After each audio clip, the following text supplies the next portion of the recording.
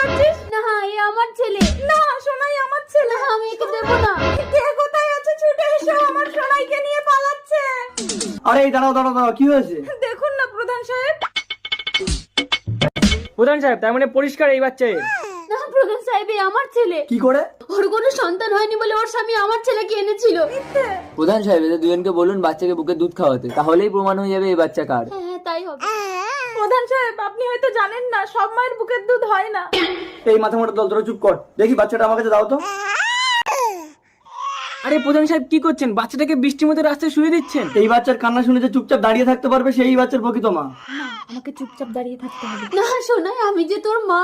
দেখেছেন প্রধান সাহেব, আমি কিন্তু চুপচাপ দাঁড়িয়েছিলাম, তার মানে আমি ওর আসল মা। না, তার মানে তুমিই নকল মা। হ্যাঁ পালকি, হসপিটালে যখন তুমি মৃত সন্তানের জন্ম দিয়েছিল তখন ইনি নিজের সন্তানকে ভিক্ষে দিয়ে তোমার জীবন বাঁচিয়েছিল। তুমি ভিখারি সেজে নিজের বাচ্চাকে চুরি করলে।